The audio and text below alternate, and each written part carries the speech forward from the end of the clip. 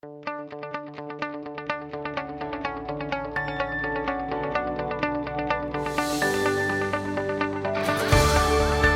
are listening to LOA Recon with the Good Vibe Coach Jeanette Ma, where we dissect the ins and outs and the art and science of conscious creation, all intended to amp up your manifesting game.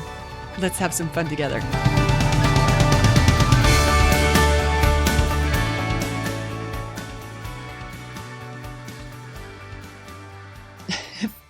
This isn't a perfect example of what we resist persists. I don't know what is. I've changed spots a couple of times as to where I was going to record this episode because Harvey is chewing on a noisy bone right now and he keeps following me. So if you hear background noise, that's just Harvey enjoying his treat. But I was thinking today about finding better feeling thoughts. I wrote a blog post on, I sometimes talk with conscious creators who tell me they can't find one, like they're stuck. They got an obsessive thought that they can't shake. And it feels so disempowering when I hear someone say, I can't find a better feeling thought. I can't stop thinking this bad thought. You know what? You can. Okay, maybe not if we have a mental disorder or super depressed, or if we're experiencing some drug-induced paranoia. Okay, maybe not in situations like that. But in general, conscious creators are very capable of finding a thought that feels better. That's what manifesting is. That's what the whole name of the game is. Finding better feeling thoughts. So when we declare that we can't do it, I don't think that's probably the best way for us to go. But I know that even when it seems like that's the case, if you really truly feel like you can't find a better feeling thought, then the answer is to meditate. And Abraham, man, they are so about that message lately. I don't know, has it been like the last year or so where it seems like everyone who gets in the hot seat gets told that they need to meditate? Maybe I'm exaggerating that a little bit, but can you tell, I'm not a huge fan of meditation. I'm not. I actually probably have some defiant resistance around it. And I probably do. People have told me, Jeanette, stop thinking you don't meditate. You do. And yes, probably when I sit on the porch and watch the trees, or when I lay on the grass and listen to the birds, yes, that maybe qualifies as some form of it, but I don't call that meditating. I consider that enjoying or relaxing or goofing off. Meditation in it's traditional form. And I know it's just because everyone keeps telling me to do it. I'm a contrarian at heart. It's in my first house in my astrology chart. It just shows I like to break the rules. I don't like to do what people tell me to do. There's Harvey. So I was thinking about how meditation is often our answer when we really can't find a better feeling thought. And that blog post was about how, yes, we can find a better feeling thought. We really, really can. But if you can't, meditation is your answer, or a nap. Just stop thinking in some form or fashion. We can do this. But I was thinking about how Abraham says, look, we would prefer for you to be thinking positive thoughts rather than entering this state of no thought. I've heard them say that. So then I'm like, well, then why in the world, can you hear me? I'm getting a little shrill. Why in the world would you want us to meditate when we can find appreciative thoughts, when we can find fabulous thoughts? Why would you want us to go to a space of no thought? But the reason they say that is because so many people are so bad at releasing their negative thoughts. So look, the way I heard that is, as long as I can find a good thought, then I never need to meditate. I will not feel bad about it. I will not feel sheepish. I will not feel like I'm not doing my vibrational game service by not meditating, even though Abraham tells every person in the hot seat that that's what they need to do. I was like, as long as I can find a good thought, I'm covered. And I am really good at finding good thoughts until I'm not. Until that time when it seems like I've become a world-class complainer. Like when I could spot the problem in anyone's good news, and there's certainly no good news for me. There are times when that happens. And sometimes I'll be like shaking one bad thought off after another, but they just keep coming until I realize, oh, this is a bad day, or, oh, this is my bad mood. And then I just own it because I know, don't resist that stuff. If it's got momentum, you just got to roll with it. Right? It's like that analogy Abraham uses. I love this one. They talk about when you're standing at the top of the hill and you push the car, you just gently nudge the car a little. It's not picking up too much speed. You could probably stop it. You could realize, oh, maybe that's a bad idea, and get in front of it before it gets too much momentum. But once that car gets momentum down that hill, you do not want to try to stop it because it won't be pretty. Once it gets to the bottom of that hill and it's headed for the bay, there's no stopping it. Okay. So anyway, this is my story about how I've been resisting the advice to meditate until I got hit with some bad thoughts. I talk about it like they came from nowhere. But these bad thoughts, they were just, they were threatening to take me down. They were bad and they were persistent. And I really wasn't having any luck working with them. I didn't have a lot of energy to do that work. I was officially down. And I know what caused it. It was from a bad thing that happened, which I won't repeat. Those thoughts at the time, though, they were dark and they were unrelenting. And at that time, I was like, oh, this is what meditation is for. Well, my first thought was, look, I'm a trained professional. I'm an experienced creator. I've got skills. I've got tools. I can surely work with this. But man, I couldn't. It wasn't happening. And that's when I realized this is why Abraham is a fan of meditation for times like this, because I was not succeeding at finding better feeling thoughts. And man, I was trying, but they were not sticking in any way, shape, or form. It was a fruitless effort. And that's when I realized, you would be better off with some no thought right now, girlfriend. This is the time to make space in that head because the things that are filling it were not helpful. So I did meditate. I meditated on that day and several days after that. And I really understood why Abraham was such a fan of it. Man, that stuff, it came in real handy at that time. That was what it took for me to be willing to embrace meditation. I still think that if I can find a positive thought, that's better than no thought, and that's the way I'm going to go. So whenever I've got a stubborn gremlin a gremlin thought that keeps coming up, I know one I was dealing with recently. It was an ex-boyfriend that I'm good friends with. He invited me to do something with him, and I said yes. And when we got there, he asked me to pay. It's like, what? I'm going to try to refrain from using swear words in this episode, but I had some in my head in that moment. I was like, what? I just didn't appreciate that. And I know, I got this in my vibration. I got this cheapskate vibe in place.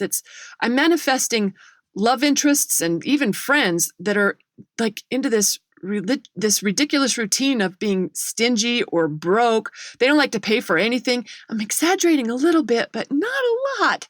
So anyway, this friend asks me to pay for the thing that he invited me to, and for a split second, my eyebrows went up and I thought, you gotta be kidding me.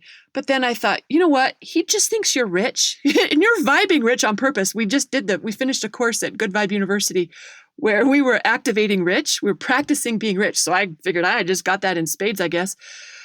And I thought, you just cover it. Don't spoil the event. Don't make it a big deal. But on my way home, after we went our separate ways, I was like, I had all sorts of thoughts about that. And they were not fabulous thoughts. They were thoughts like, what kind of a jerk? Or what is wrong with him? When I invite, I pay. When someone else invites, that's on them. Or at least let's go 50-50. I mean, unless we've arranged otherwise in advance. That was my thought train. You could tell it wasn't fabulous. So I realized this is a very familiar thought train. I know these thoughts inside now. They've got lots of airtime with me over the years because this has been my experience with a lot of guys. I will say, I don't think any girlfriends. I don't think it's only men. How interesting is that? Anyway,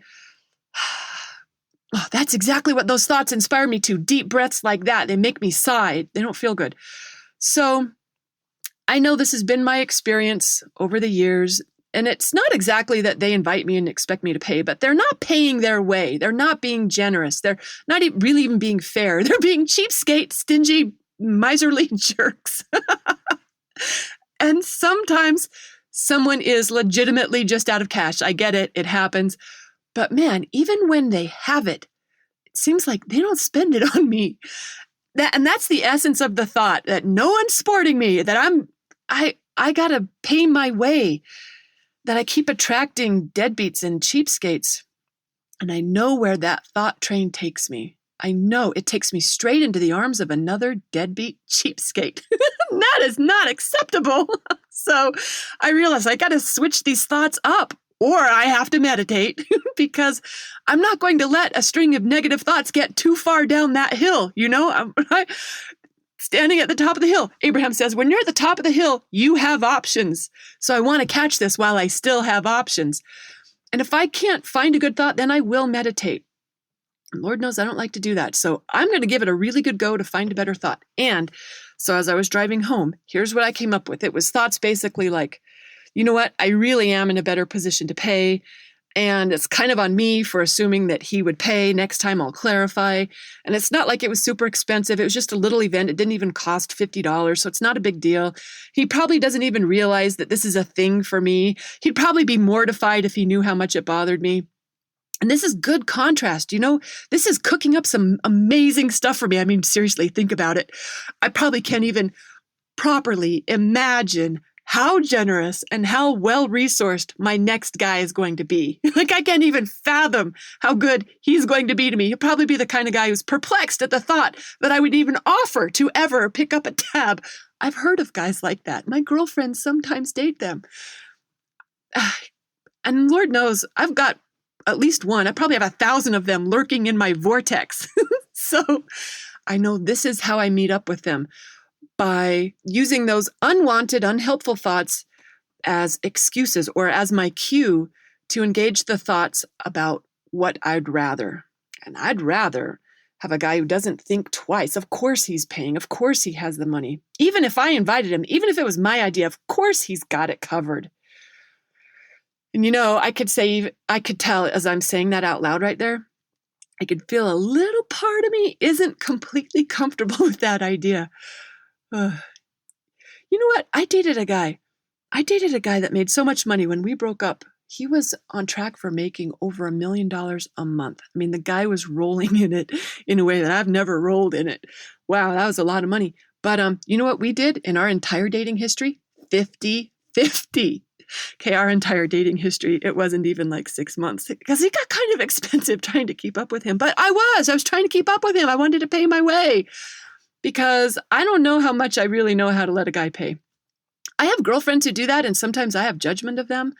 Like when they have no romantic intentions at all in any way, shape, or form, and they just continue letting that guy pay for everything, entertain them, take them on trips, expensive. I kind of have some judgment about that. I guess I just don't think anyone should be taking advantage of anyone. Okay, that's me getting a little off track. That's not what better feeling thoughts look like. What better feeling thoughts look like is, it keeps getting better for me. I keep getting more clarity about what I'd like even more. And universe knows how to deliver those goods. I know universe knows how to do that. And I know how to let life and other people be good to me. I am better at that than I realize. In fact, I'm good at it in lots of ways already. And this will be a fun thing to experience. So it's worth going through this process of redirecting my attention. And I'm good at redirecting my attention. I'm doing it right now. And I can't wait to experience a generous man, a truly generous man. Can you hear me smiling on this? Oh, generous not just in financial ways, but in all sorts of ways. Generous in giving me the benefit of the doubt whenever the occasion arises. Generous in how he treats me, like opening doors and doing little things that make my life easier. And hello, let's be generous in bed. I actually know that one. That's an easy one to tap into. Ooh. A while ago, I met someone who was fair. He was like, he'd give as good as he got. But I met someone recently who was generous. Whoa, generous. All right, I've landed the better feeling thoughts. I think we could call that one good. And that's the process right there. It's recognizing when we're entertaining thoughts that are taking us where we don't want to go and finding a way to let them go. either by thinking new and improved thoughts or by engaging a place of no thought. And no thought, it doesn't have to just be meditation. It could be napping. That works too. I'm not a great napper either, but sometimes I'm sleepy and I can just go to sleep. Okay, the important thing here is that we don't let those negative thought trains get too much traction, because stopping that thing at the bottom of the hill, it is not likely to turn out well. And for anyone who's wondering about whether you have to feel the feelings before you can turn it around, I will say yes, I think sometimes that's the case. If it's already got good momentum, you might need to see that through before you can really shake it off and change your mind about something. But if you catch it early, which means being sensitive enough to notice when you're thinking a thought that doesn't feel super fab very early on, you can turn that around before it gets too big to work with. And you probably know the difference. One way I know the difference is when I'm trying to turn the thoughts around and it's not working. And then I know, oh, it's already got good traction. This is my official bad day. And that would be a great time to meditate, or to just write the day off as step one. And, step one's important. It's essential. It's not a bad thing. But we don't have to suffer through this. In fact, one of my favorite ways, maybe I'm getting a little off track on this, but I was thinking about how sometimes when I realize, oh, this is a bad daytime, I own it like a pro. I own it so hard that it gets hilarious. Like I'm exaggerating all the parts that are bad to the point where it just makes me laugh. It's hilarious. I've always thought that that's because when I don't resist my bad day, it resolves quickly. So own it and get over it. I've heard Abraham say that, and that my experience, that actually works pretty well. So anyway, I didn't mean to sidetrack. I just wanted to mention that for anyone who might be wondering about, when do we need to stop and feel those feelings before we think new thoughts? When thinking new thoughts doesn't work really well, then maybe we got to go through that. But you know what? You can trust yourself to know what serves you best. You know more than you think you do. You don't have to listen to everything I say. Some of you are listening to me way too much. But I do appreciate you listening. This is my idea of a good time. I hope it is yours too. So, yes, until our next episode, thanks for listening and happy manifesting.